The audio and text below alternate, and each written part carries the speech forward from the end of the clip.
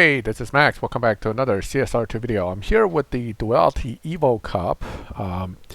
I finished the Duality Cup with the cars missing quite a few stage 6s, but even then they did require a few. Duality Evo Cup is likely to be a lot more difficult, so I'm running here with nearly max cars, each missing maybe one stage 6, 2 on the other Porsche, 1 on this Taycan because I don't feel it's that great a car. Now, the advantage of the Taycan is that it does beat dyno a little bit. I think if you skip the third gear and nitrous, it seems to do pretty well. 7.9 sound like an 8.1 dyno or something like that. But outside of that, it's not super impressive car. Again, we built these just to try to get the prize car, but it's kind of a waste of resources for the most part. The one thing about the Taycan is that its launch isn't super sensitive. So at least from that standpoint, the car's easy enough to drive. As long as you launch perfect, you can instantly go to third and then boom, basically you can get what you want out of it. As you can see, whichever car is locked in first here seems to get already very tough challenges. The opponent car is only slightly off from my time. It makes me kind of worry about the later half with the other car because that one is missing 2 stage 6s. At least I didn't have them installed. Okay, what I always do with Evolution Cups is I basically max out the car utilizing whatever crates, bronze keys, whatever methodology you need to do. You have to have these cars basically maxed to have any hope of getting through most Evolution Cups. There are a few exceptions over the past years where the car was so good that even missing a few stage 6s, like 2 or 3, you still made it through the Evo Cup pretty easily. Unfortunately for us, the Porsches are not that good, and therefore you're not going to get away with that. And this one, as you can see, these races are pretty close. The good news is that, of course, up to race 5 so far, I don't see a huge drop in the time for the opponent, so it looks like my 7.9, 8.0 runs can get me through most of these. The question is whether race 8, 9, and 10 will be difficult. And then the other 10 will be the real issue here. Again, I'm trying out different shift patterns with nitrous timing. Later nitrous doesn't seem to help to make it any faster. Even though straight to third and nitrous seems to have some wheel spin, it doesn't seem to hurt anything. If anything, I'm running slower now, trying these later nitrous timing. So I'm going to probably be better off going back to the straight to third and nitrous technique, since that was getting me these 7.9s. Speed trap's easy with this car. With this level of upgrade, it's going to do over 300. You're not going to have a problem. You can skip to the higher gears and hit nitrous to guarantee yourself basically a 300 plus mile per hour run. So that I'm not too worried about unless they give me, extreme. Unless they give me a really tough challenge of some sort, I should be able to make it. Let's add gas after the next challenge. Let's see how tough. It says it's extreme, which is always concerning. But with all these challenges, as you get closer to the last few races, they all say extreme. And sometimes they're really not that extreme.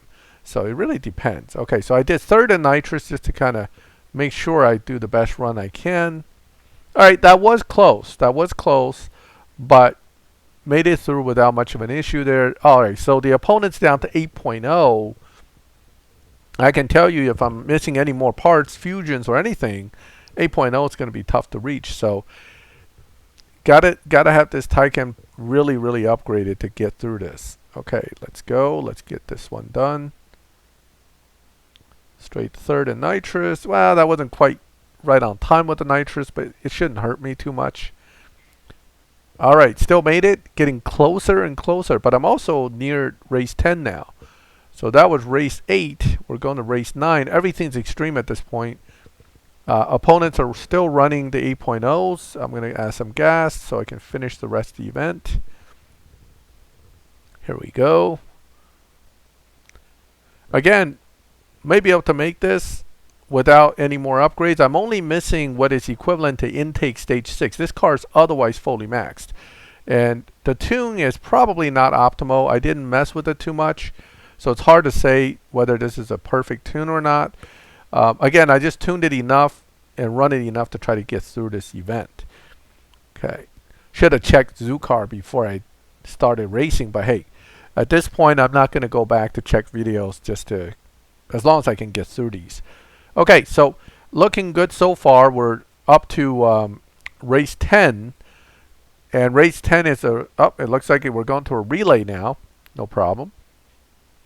All right, so again, it's saying extreme, but both cars, again, pretty well upgraded. Let's see how extreme it really is.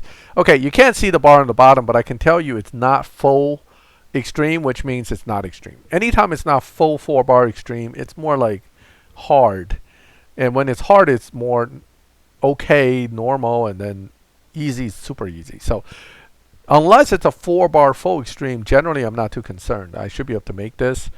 Now, if I screw up the shifts, of course, that would be a problem. But yeah, didn't skip the third quick enough, but that shouldn't affect me too much. I'm well ahead here. Okay, so once that's ahead, the first race is ahead. It's hard to lose the second race unless your car's really missing a lot of parts. The Cayman is using every stage 6 except for turbo and intake. I generally figure you won't need those unless the car is so bad that it really needs to be fully maxed. So it looks like it's doing pretty good. I haven't really messed with the shift pattern on this one either. I just got a third or fourth in nitrous and keep my fingers crossed. And so far it seems to work. Okay, so that would end your Taycan run. Now it's all going to be the Cayman. And the Cayman's a little better car in some sense than the Taycan, but it's not faster. Without the... I think both cars fully upgraded are still in the high 7s. Neither one's very impressive cars. The Cayman, fortunately, with small bit of upgrades, can still be somewhat viable in live racing. But again, it's one of the better Porsches for Porsches, but Porsches overall are not that great in live racing in this game, except for guys that down-tune like crazy the fully maxed 992, 911 Turbo S. But, you know, I bump those guys a lot because a lot of my cars have lobby advantage, and then if I push them, they have to run way under their dyno, and next thing I know, they're not in the lobby anymore. Sure, you can reset them back, etc., but that car is more just, people use it just to try to win some money from you, so I would never bet against it, but that car is otherwise not going to be stable in live racing. Whereas this Cayman, with very low upgrades, it's like a 1600 Evo with minor upgrades of transmission, you know, NOS and tire. It's viable. I mean, it's usable. You need to set it just like any car, but at least it can win some. It won't dominate the lobby, but it's at least competitive. So it's not a bad car. In fact, I moved it to my list of live racers because it's probably right now the most viable low upgrade Porsche you can use for live racing in T4, T5. Okay, so here we go. And also, I think if you shift it just right, it does beat dyno a little bit. So it's a little bit of hedging you can do with this car overall. A little bit of lobby advantage, along with the slight dyno beating, can make the car quite viable in live. But again, you got to understand a lot of other cars do the same thing. So really, it's a wash in the end. You still have to set your lobby, tune very carefully, and make sure you have full fusions and the right stage 6s to really make these cars shine. And that's the same issue with most cars. If you're missing fusions, you need to compensate with more upgrades, and then your performance point's way too high and the Evo's way too low, and you don't get lobby advantage. That's why newer players struggle with a lot of these cars. The GR Supra being a great car, which I'm going to make a video on later. That one, if you fully elite and fully fusion's really an excellent car, elite tuner car, but a lot of guys run into the lobby with no stars, gold stars, or missing a bunch of fusions and they get trashed. It doesn't make the car bad. It's just that you're not ready yet. And sometimes it's better to have a fully fusion, lower tier car to use in live than go for this, you know, higher tier car, but then missing a bunch of fusions. You might want to wait. You can win live just as fine in Tier 1 with an A-Barth or the Civic hatchback as you can in Tier 5. And, you know, points are points. Yes, T1 gives less. T1 gives less cash, but losing a bunch in T5 is no fun either. So, and that's why I would always advise newer players to focus on the GR Supra. Get that thing fully elite as quick as you can. Get it filled with fusions as quickly as you can. Because you're not going to use all the level of parts, you want to fusion up from the lower upgrades to higher upgrades. Just like this Porsche, you would fusion out only the parts initially that the tune calls for. You don't want to worry about the upper, the higher level upgrades or the higher level upgrade fusions until you need them for the tune you need for live racing. One thing I haven't commented about this actual thing. I'm just kind of on easy mode here racing. This half is very easy. If you notice, the opponent's running like 6/10 slower than my car. I could be missing 2 or 3 more stage 6s and still cruise right on through this. So I think the way they designed this Evo Cup is they know, depending on which car you lock in first, of course, but they know more people should have the Taycan more upgraded. This Cayman being a newer car, it's going to be harder to get it fully upgraded, and therefore they made this half a little easier, at least for me, because I locked in this Cayman second. I think it'll be the same difficulty if I lock in the Cayman first and the Taycan second. Maybe it'll be easier on the Taycan, so it depends. But bottom line is this second half is basically, I would call it easy mode for an Evolution Cup. So far, nothing on this is even remotely challenging for a closer to max car.